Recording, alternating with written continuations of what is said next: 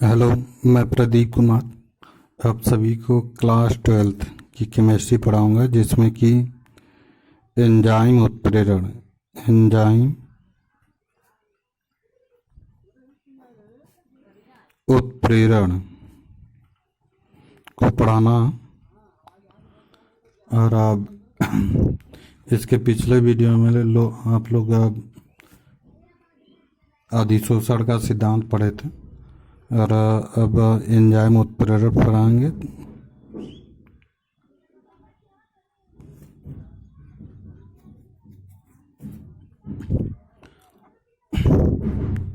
यह हो जाएगा जैव रसायन, इसको कहेंगे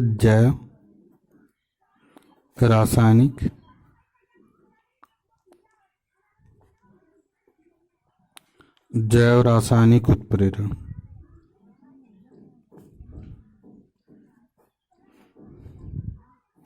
यह एंजाइम कैटालिसिस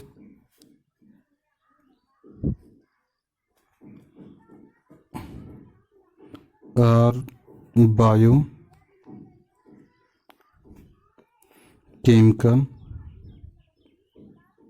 बायोकेमिकल कैटालिसिस।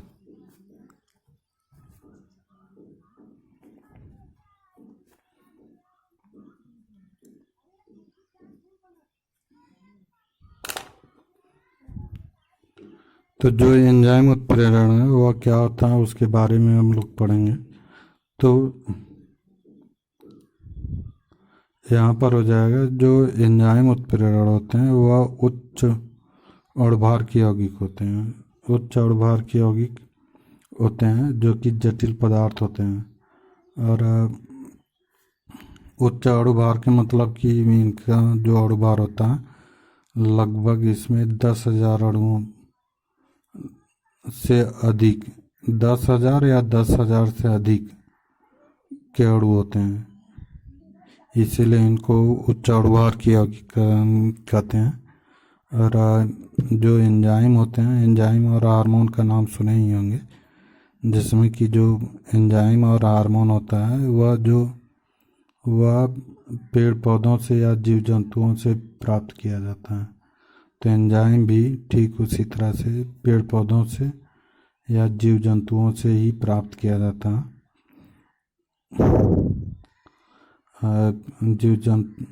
जो भी पेड़ पौधे होते हैं या जीव जंतु होते हैं, उनकी कोशिकाओं से ये हमेशा स्रावित होते रहते हैं। तो इसी को कहते हैं एंजाइम उत्प्रेरण। और यह जो एंजाइम उत्प्रेरण होते हैं वह प्रोटीन होते हैं। प्रोटीन जो होता है, प्रोटीन में नाइट्रोजन,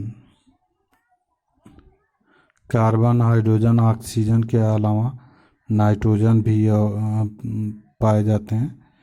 तो यह जो एंजाइम होंगे वह हमेशा यानी कि प्रोटीन युक्त पदार्थ होते हैं।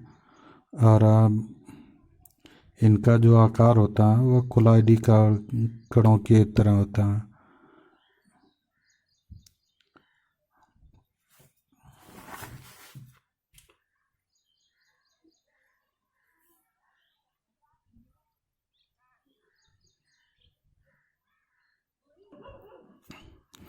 और जो एंजाइम होता है वह जीव जंतुओं की कोशिकाओं से स्रावित होता है, और इसी की वजह से यह विभिन्न रासायनिक अभिक्रियाओं में भाग भी लेते हैं, यानी कि जीव जंतुओं के अंदर ही अनेक अभिक्रियाएं करते हैं, जो कि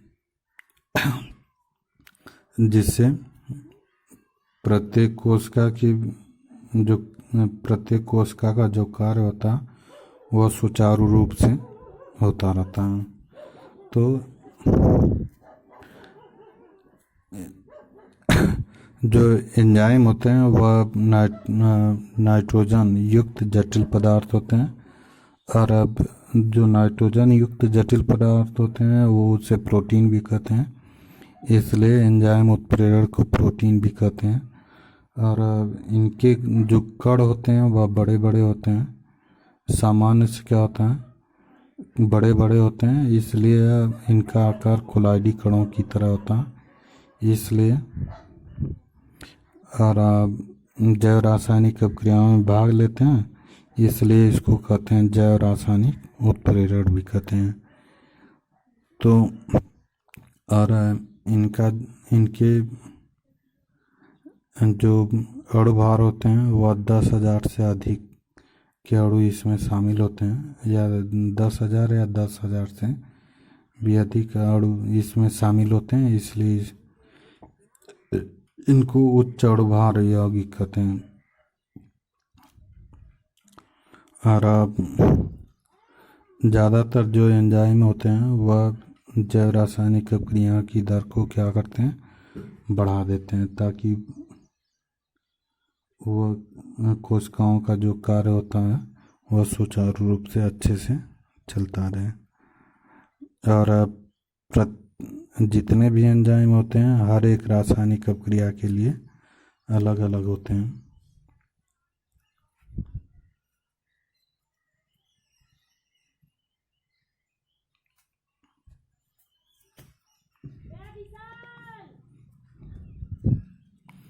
तो एंजाइम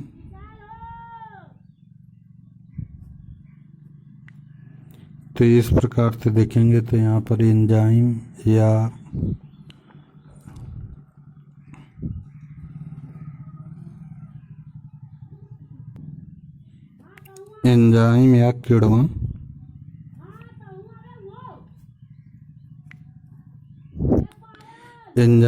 किण्वन उच्च अणु भार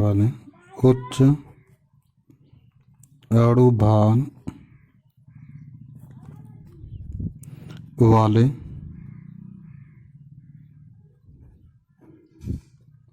नाइट्रोजन युक्त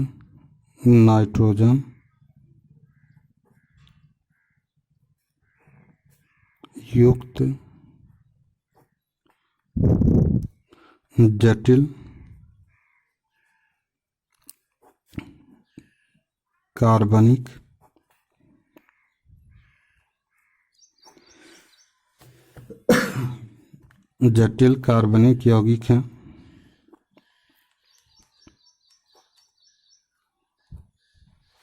जो पेड़ पौधों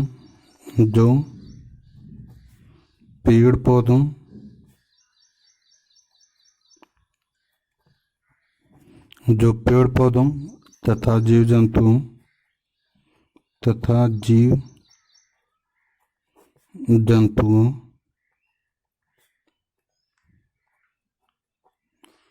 जंतुओं की कोशिकाओं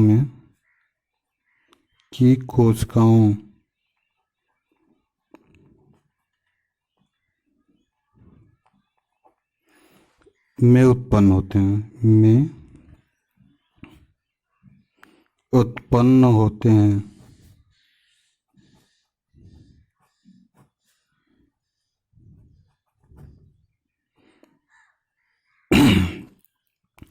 तो एंजाइम या किण्वन जो होता है उच्च अणु भार वाले नाइट्रोजन युक्त जटिल कार्बनिक यौगिक होते हैं। और यही क्या होता है, प्रोटीन भी होता है।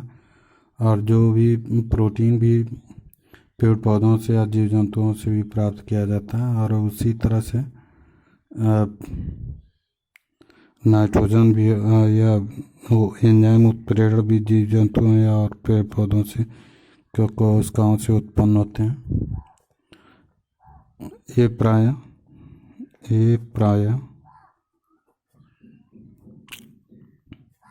प्रोटीन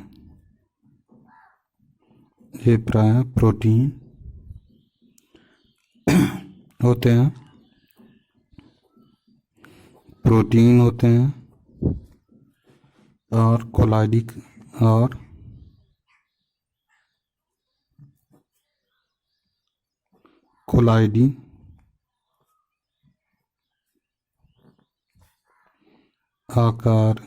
कोलाइडी आकार के होते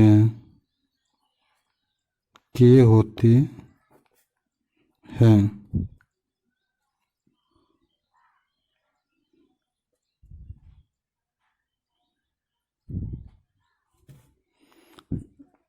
होते हैं। ये बहुत सी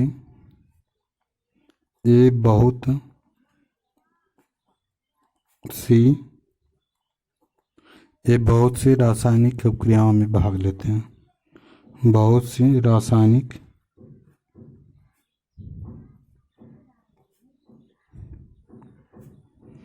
अभिक्रियाओं में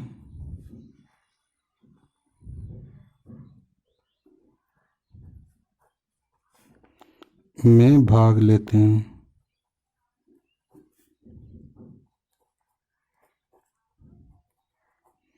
तो जो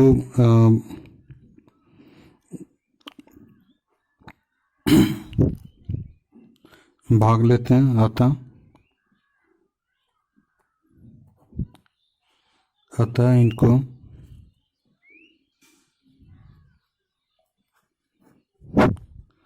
जैव रासायनिक उत्प्रेरक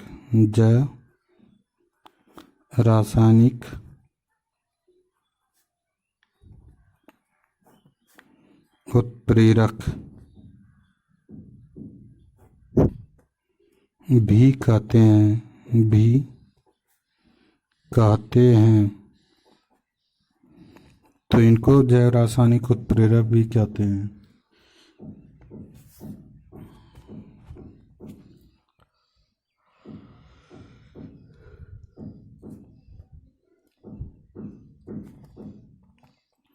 और अब यह हो जाएगा ये उच्च अणुभार वाले, ये उच्च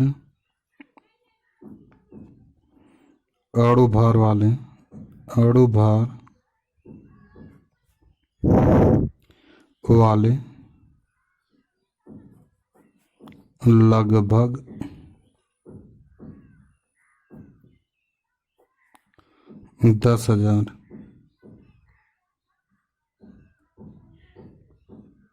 लगभग 10,000 या उससे अधिक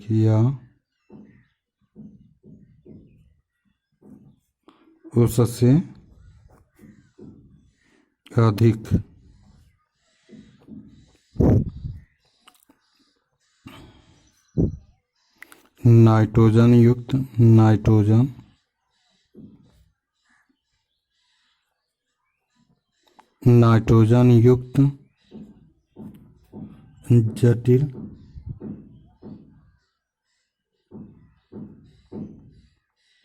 जटिल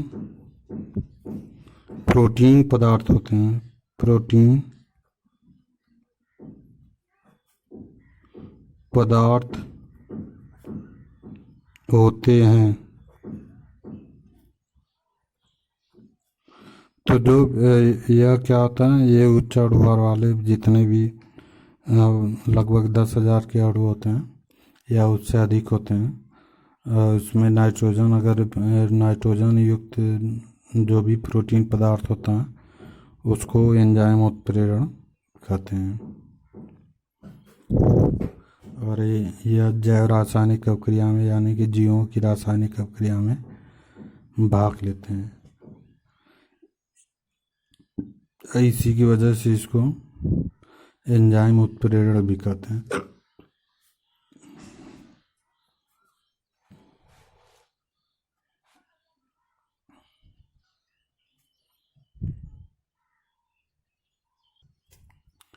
इस तरह से अब देखेंगे एंजाइम उत्प्रेरण के लक्षण। एंजाइम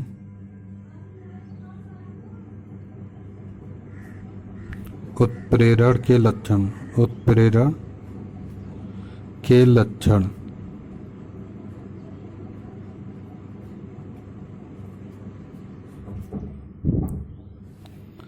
लक्षण में हो जाएगा कैरेक्टरिस्टिक्स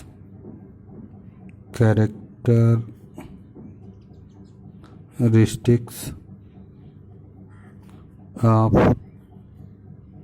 एंजाइम कैटेलिसिस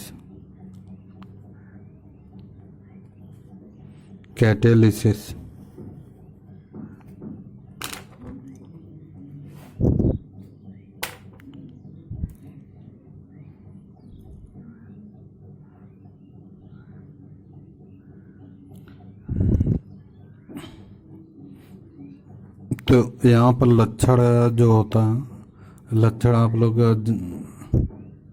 देखेंगे तो यहाँ पर हो जाएगा कि जितने भी एंजाइम होते हैं वह जो जैव रासायनिक अभिक्रिया होती है उसकी दर को क्या करता है, यह एंजाइम उत्प्रेरण बढ़ाता ही है, कम नहीं करता, ज़्यादातर बढ़ाता ही है। अगर अब ये जितने भी एंजाइम होते हैं वह अगर सक्रिय रूप से स्रावित होते हैं तो एंजाइम यह जैव रासायनिक अभिक्रिया की दर को बढ़ाता ही है। अगर कम सक्रिय होंगे तो कम होगा, लेकिन ज़्यादा होगा तो ज़्यादा रासायनिक अभिक्रिया होगी। तो यहाँ पर पहला है उच्च दक्षता। उच्च दक्षता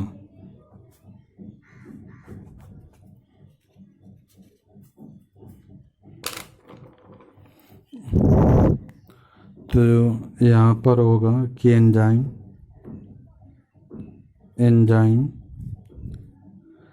जैविक अणु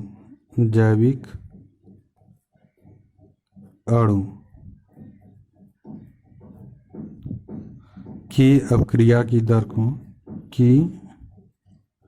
अभिक्रिया की दर को बढ़ा देता है।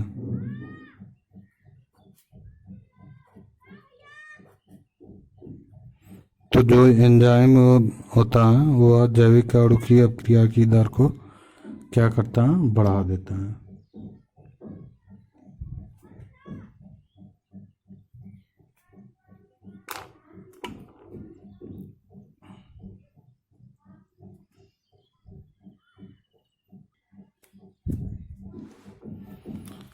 दूसरा होगा विशिष्ट प्रकृति।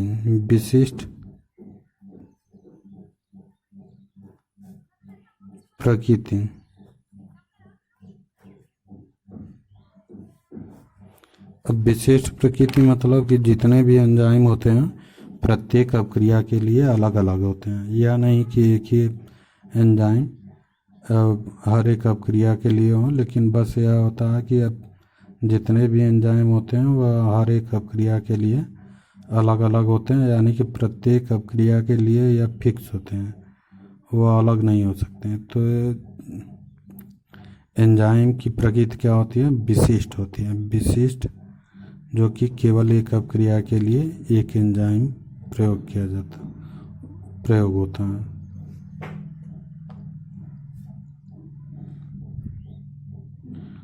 तो कह सकते हैं कि एंजाइम की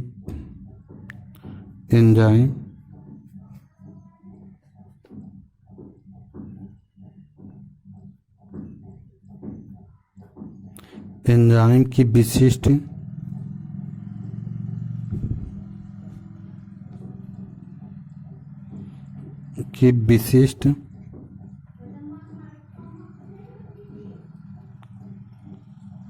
प्रकृति के होते हैं। प्रकृति के होते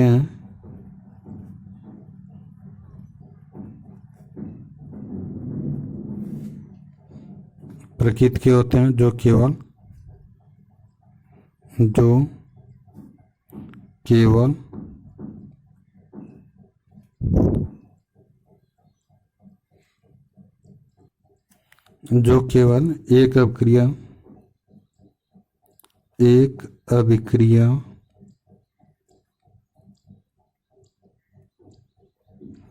केवल एक अभिक्रिया में पदार्थ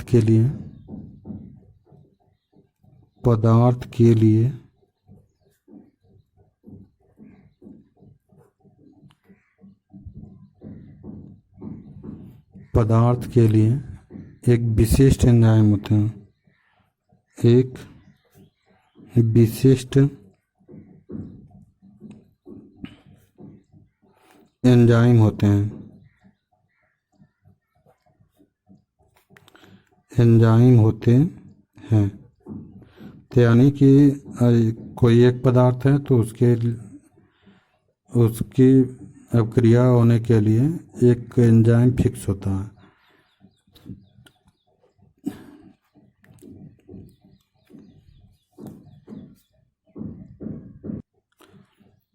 जैसे जो शराब बनाया जाता है, शराब बनाने में क्या होता है कि जितने भी यानी कि जो शुगर होता है, शुगर को यानी कि जो गन्ना होता है या शुगर होता है उसको क्या करते हैं, पानी से भरी टंकी में डाल दिया जाता है। फिर उसके बाद फफूंदी डाल देते हैं जिसको बीकर कहते हैं। बीकर को डाल दिया जाता है जिसमें से कि एक इन्वर्टेज एंजाइम निकलता है जो कि जो शुगर का रस होता है उस शुगर को क्या करता है, ग्लूकोज और फ्रक्टोज में, यानी कि जो बीकर होता है बीकर से इन्वर्टेज एंजाइम निकलता है जो कि शुगर को ग्लूकोज और फ्रक्टोज में तोड़ देता है।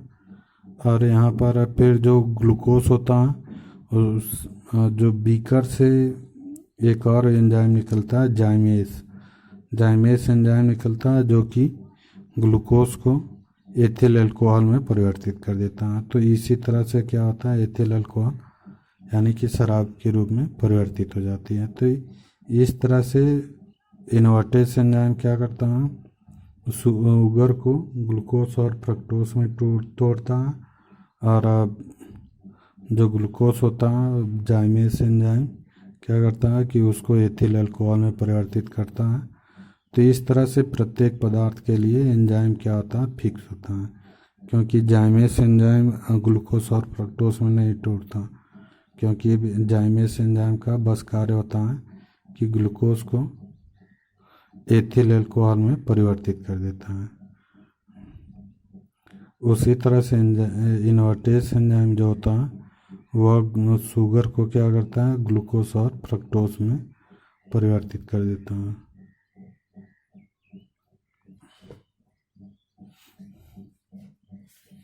तो इसीलिए कहा गया है कि जो एंजाइम की प्रकृति होती है वह क्या होती है, विशिष्ट होती है। मतलब कि एक एंजाइम किसी भी अभिक्रिया के लिए फिक्स होता है। तो यहाँ पर हो जाएगा C12 AS22 O11 invertase enzyme.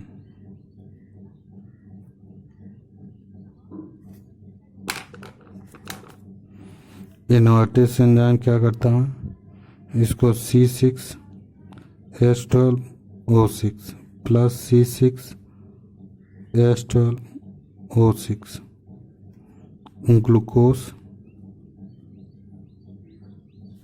और यह फ्रक्टोज। तो ग्लूकोज और फ्रक्टोज में परिवर्तित कर देता है।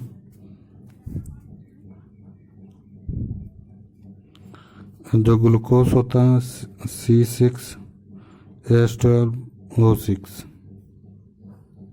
यह क्या करता है, जाइमेस एंजाइम। तो जाइमेस एंजाइम यह भी C2H5OH प्लस CO2। तो यहाँ पर एथिल अल्कोहल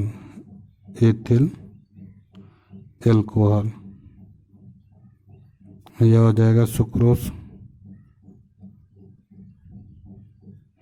और यह हो जाएगा ग्लूकोज।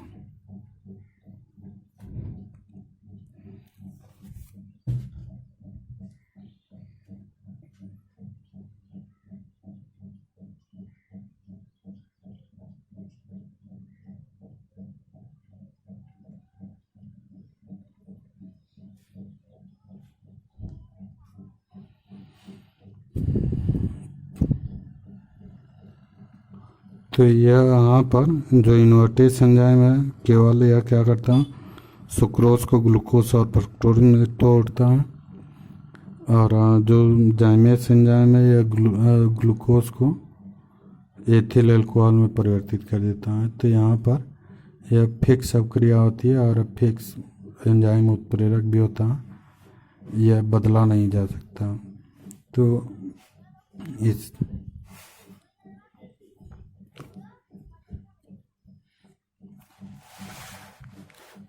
फिर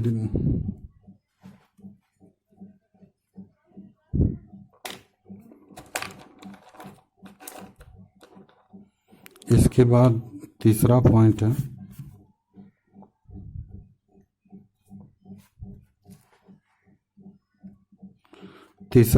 है अनुकूलन ताप।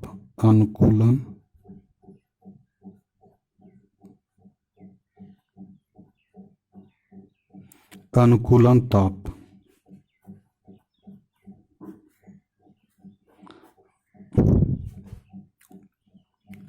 यानी कि जो जितने भी एंजाइम उत्प्रेरक होते हैं, उस एंजाइम उत्प्रेरक के लिए ताप क्या होता है, फिक्स होता है।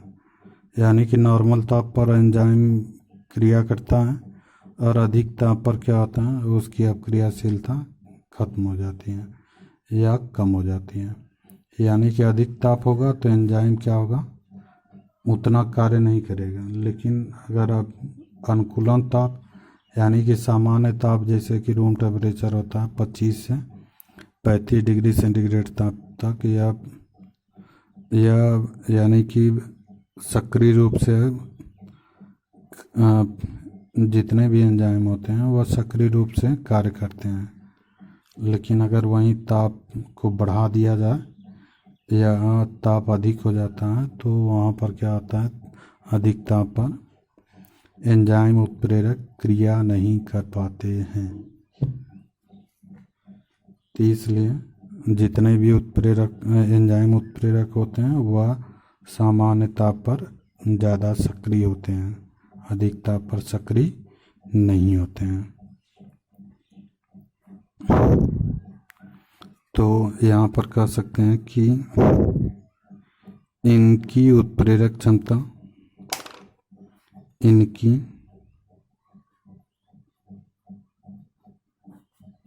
उत्प्रेरक क्षमता एक विशेष तापक्रम पर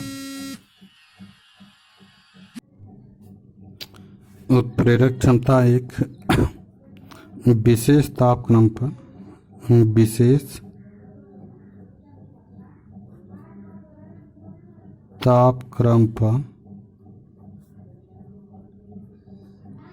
विशेष तापक्रम पर 25 डिग्री सेंटीग्रेड से 35 डिग्री सेंटीग्रेड ताप पर अधिक होती है तो इनकी उत्प्रेरक क्षमता क्या होता है, एक विशेष तापक्रम पर यानी कि 25 से 35 डिग्री सेंटीग्रेड ताप पर, इसको नॉर्मल टेम्परेचर बोलते हैं, पर अधिक होती है यानी कि ज़्यादा सक्रिय रूप से कार्य करता है।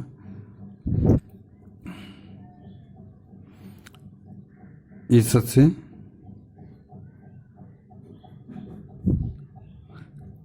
कम या अधिक तापमान, कम या अधिक तापमान इनकी अभिक्रियाशीलता, इनकी अभिक्रियाशीलता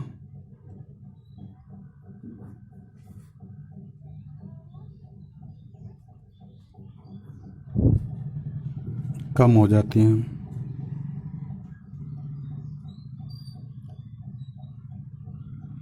अभिक्रियाशीलता कम हो जाती है।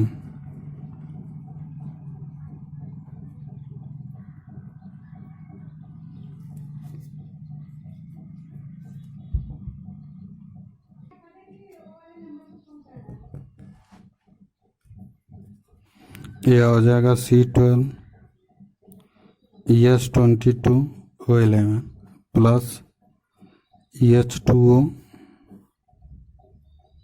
यह हो जाएगा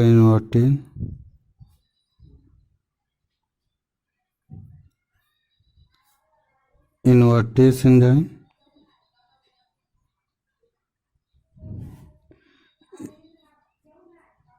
यह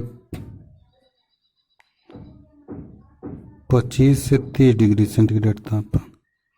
यहाँ C6H12O6 प्लस C6H12O6, यह ग्लूकोज बनेगा और यह फ्रक्टोज बनेगा।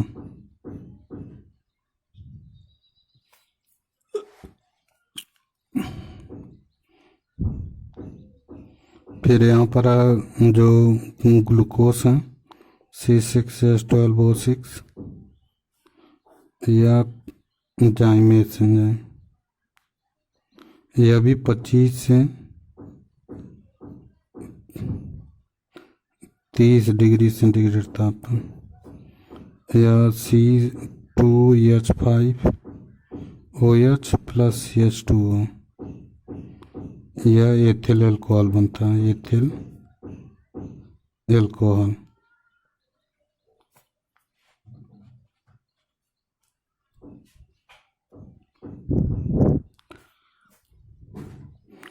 तो दोनों अब क्रिया क्या होती है, 25 से 30 डिग्री सेंटीग्रेड ताप पर ही होता है, इसलिए अधिक ताप पर यह एंजाइम उत्प्रेरक क्या होता है, सक्रिय नहीं होता।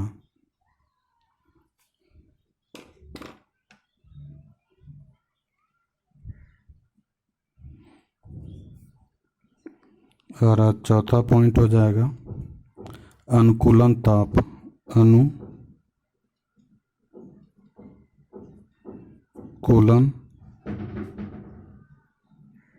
pH होता है, अनुकूलन pH।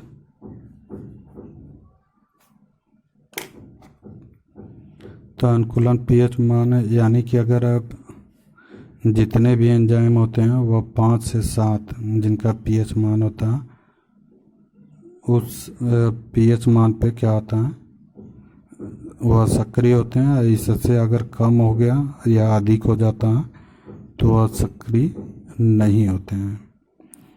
तो यानी कि जितने भी एंजाइम होते हैं वो उनका यानी कि किसी भी पदार्थ का अगर pH मान अगर 5 से 7 के बीच में रहता है तो वहाँ पर सक्रिय रूप से एंजाइम कार्य करता है।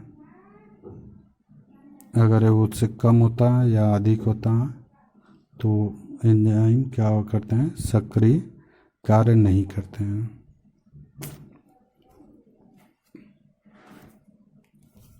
तो एक निश्चित अभिक्रिया होने के लिए उसका pH मान भी क्या होता है, 5 से 7 के बीच में होना चाहिए सामान्य। तो यहाँ पर कहेंगे कि एक निश्चित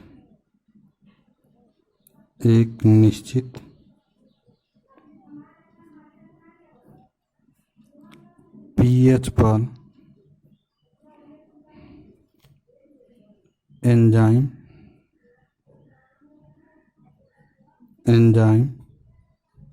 अधिक सक्रिय होते हैं, अधिक सक्रिय होते हैं,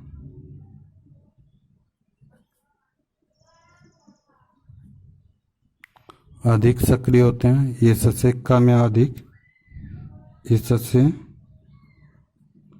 कम या अधिक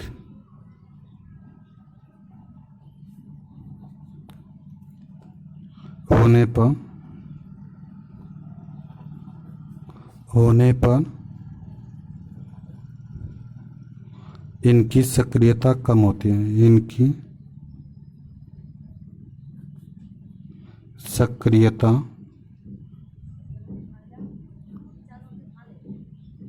कम होती है।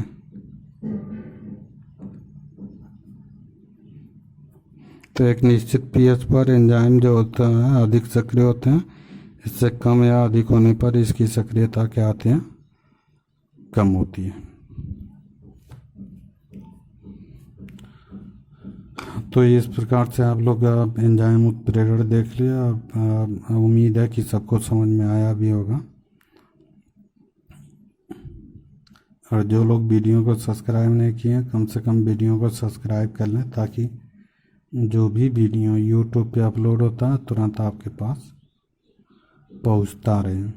Thank you.